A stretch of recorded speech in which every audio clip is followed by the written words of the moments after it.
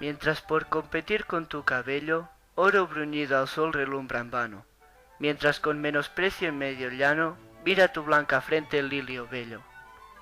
Mientras a cada labio, por cogello, siguen más ojos que al clavel temprano, y mientras triunfa con desdén lozano, del luciente cristal tu gentil cuello. Goza cuello, cabello, labio y frente, antes que lo que fue en tu edad dorada, oro, lilio, clavel, cristal luciente, no solo en plata o viola troncada, se vuelva más tú y ello juntamente en tierra, en humo, en polvo, en sombra, en nada.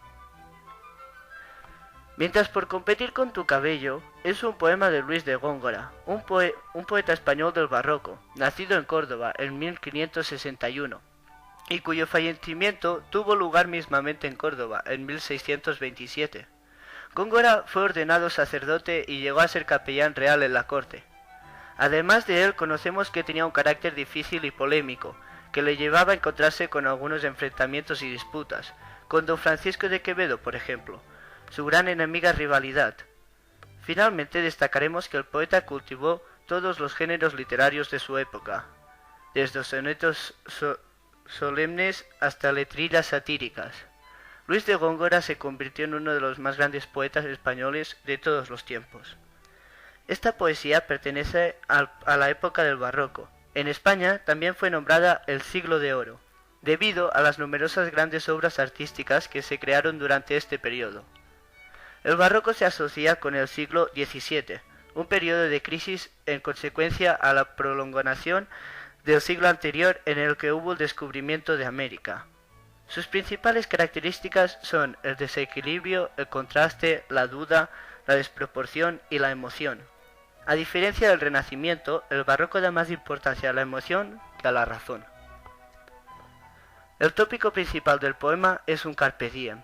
Este tópico hace referencia a las poesías que hablan sobre el aprovecho del momento, especialmente de la juventud. La voz poética anima a una muchacha a aprovechar su juventud y a gozar de ella.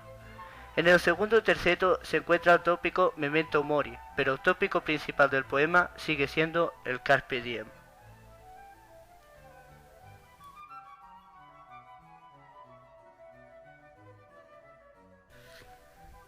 Este poema de Luis de Góngora no tiene título, pero utilizando la norma general pondremos el primer verso como este. El poema tiene de estructura el soneto.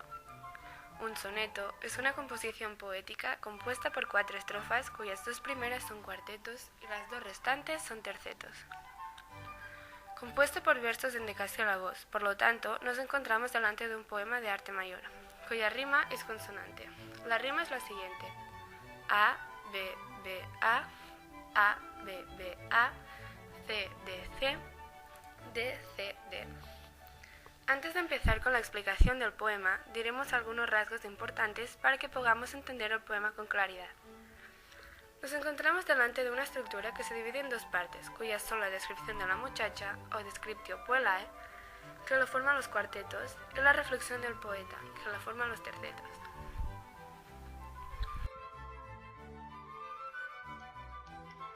En los cuartetos se hace una descripción de una mujer cuyo físico equivale al prototipo femenino de la época. En el primer verso, mientras por competir con tu cabello, oro bruñido sol relumbra en vano, muestra una idealización de rubio cabello de la muchacha. Un metal bruñido es el que llega hasta el punto de conseguir reflejar. El sol relumbra en vano significa que lo ilumina inútilmente. Inútilmente porque el cabello por sí solo ya ilumina.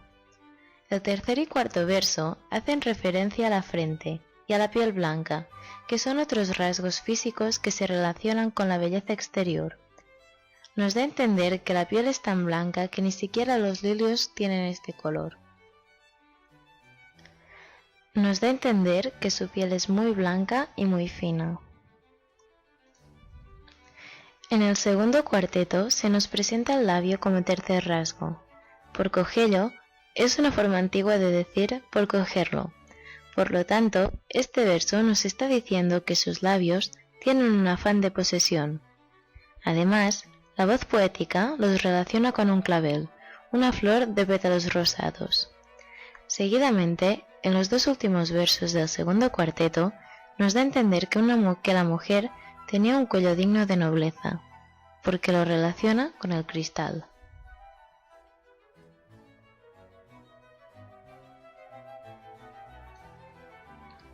Los dos cuartetos describen 4 rasgos físicos que siguen un orden descendiente de la posición en la que se encuentran sobre el rostro. Cada rasgo físico se relaciona con un elemento. 2 de ellos son flores y los otros 2 objetos de valor. Cada rasgo está introducido por el adverbio de tiempo mientras. Es una palabra que solo hace referencia al presente. Aunque este poema sea de la época barroca, debemos añadir que se mantiene el ideal femenino renacentista. La mujer noble, de piel blanca, pelo rubio y labios rosados. El primer terceto empieza por la palabra clave de todo el poema, goza, verbo que se encuentra en imperativo. Es el verbo principal de todo el poema. Va seguido de los 4 rasgos físicos relacionados con la belleza exterior.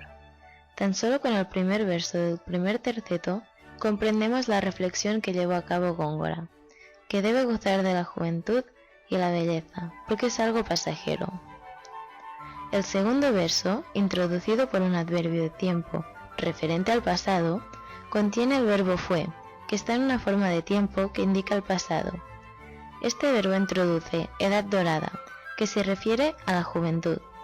El tercer verso es una enumeración de los objetos que se relacionan con las partes citadas del rostro de la muchacha.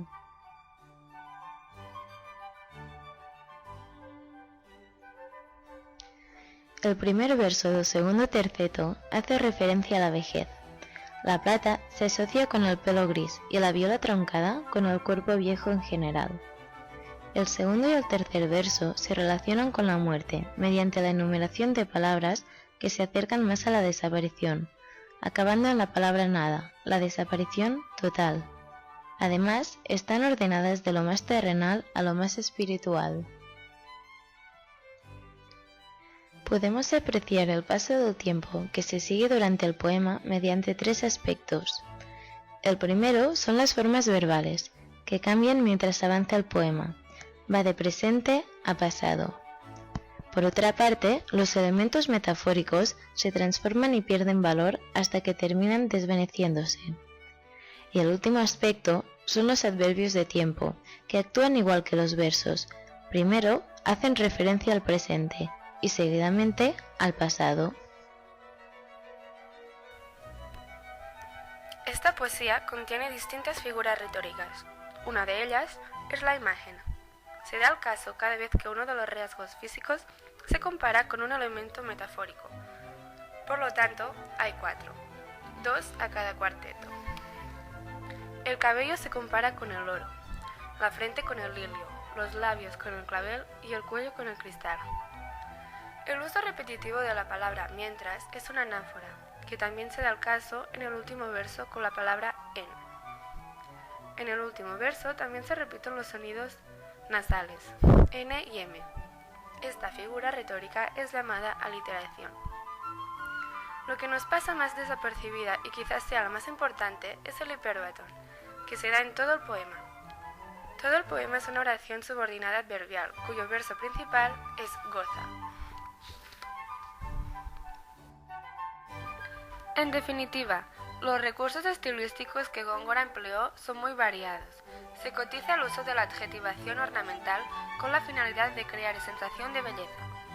Casi todos los sustantivos del texto están acompañados por epítetos. Oro bruñido, lirio bello, desdén lozano.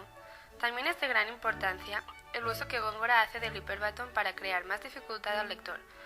Otro recurso que constantemente emplea es el de la imagen, que hemos explicado anteriormente.